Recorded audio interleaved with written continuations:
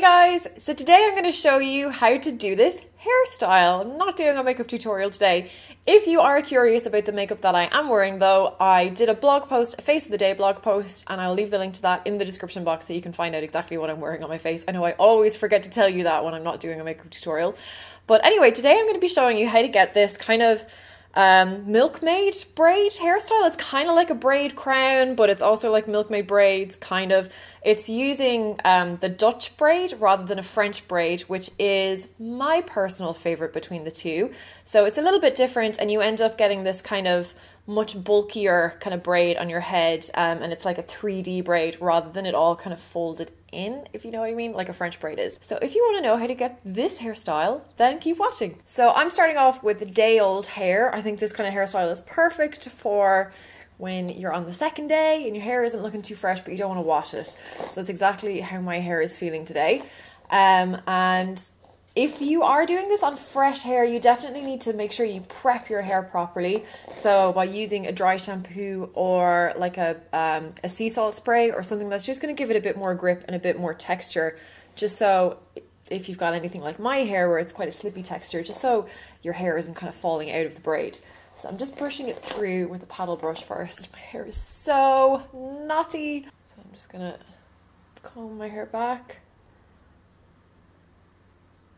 I don't really care if it's not 100% straight. And then just with your fingers, you want to continue that part down the back of your head as well. And again, I don't think this look is really about precision, so I'm not using like a rat tail comb or anything. I'm just literally using my fingers to separate my hair into, like so. Just to keep things out of the way, I'm going to take the side I'm not going to work on and just tie it up just so I don't pull any hair from this side into the other side. I'm just going to pop a little bit of dry shampoo just through the roots of my hair, especially in this front section. This is actually a new dry shampoo for me. This is the Pantene Pro V dry shampoo. This is their volume booster one. It's a new product from Pantene. And I was at the product launch yesterday and they used this in my hair, and I was just shocked at how there's no colour. Like, it's completely clear. So awesome for those of you with darker hair that can't use dry shampoo because it makes it look grey. So we just need to section off a little bit of the front here. I'm probably going to take about a 2-inch section, about yay big, and we're going to split it into 3 as you would with any braid.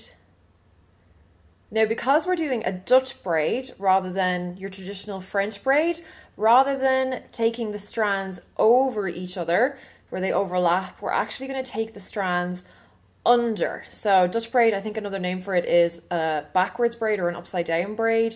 So it's slightly different. It takes a few goes to kind of get the hang of it and kind of train your fingers to do it properly, but once you get the hang of it, it is really, really easy.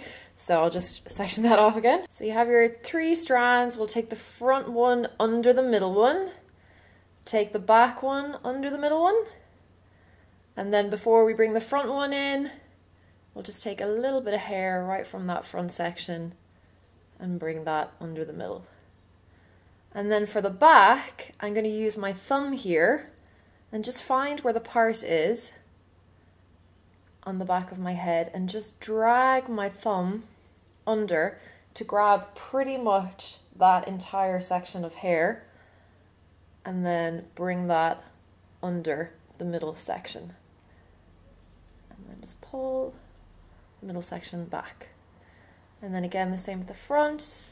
Just take a little bit more hair from the front and bring that back.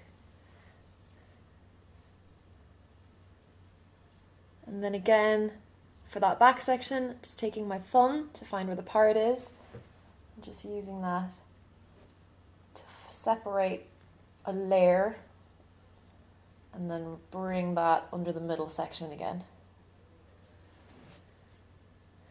And with braids, you want to pull it really tight, as tight as you can, because afterwards we're going to go back and loosen it up and make it look a little bit more kind of bubbly.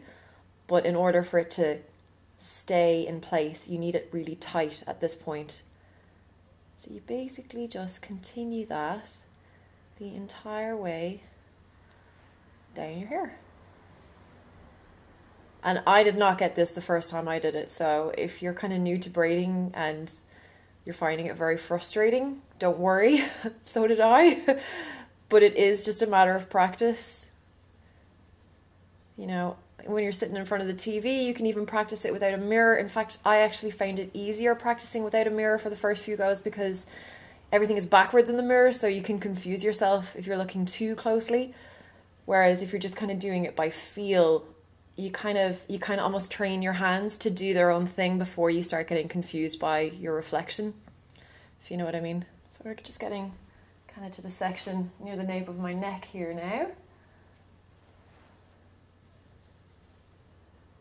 Make sure you get it good and tight when you get down to this bottom section and you're really pulling these strands right into it, otherwise it can look a bit kind of baggy down there and it's not a good look.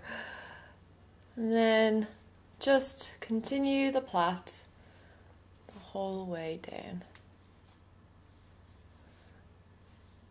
Try and bring it down as far as you can because it'll just make tucking the ends in a little bit easier later on. And then to tie the ends, I have some clear hair elastics. So once it's tied on the bottom, now you can start kind of pulling it loose and making it look a little bit more bohemian.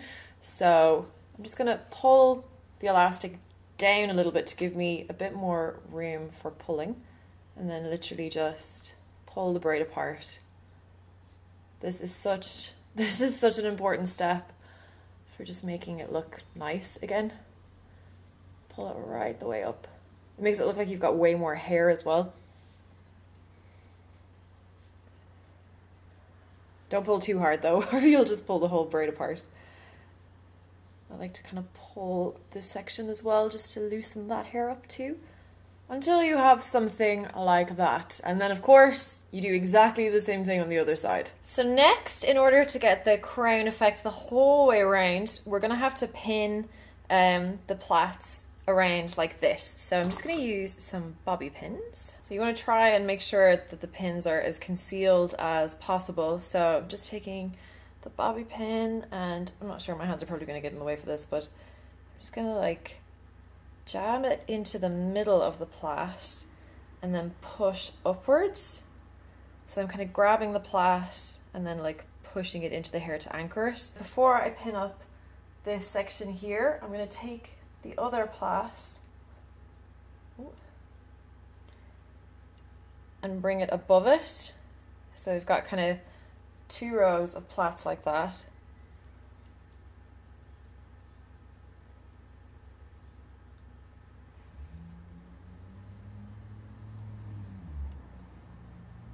And then for the end, it's literally just a matter of pushing it behind the plait that's actually stuck to your head like that.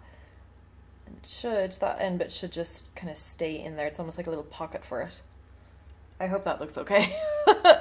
And that's the finished hairstyle. And remember, you don't have to tuck the ends in if you don't want to. You can leave them down as like pigtails. You could even finish with a fishtail braid if you wanted something a little bit different. This is how I kind of like to wear it because it just gets everything out of my face and off my neck and off my back. And I've actually slept in this hairstyle before and it was still okay the next day. In fact, it almost looked better the next day because it was like it was kind of like fuzzy and it just looked a little bit more worn in. So definitely a good low maintenance, just everyday hairstyle. And you can see it doesn't really take that long to do.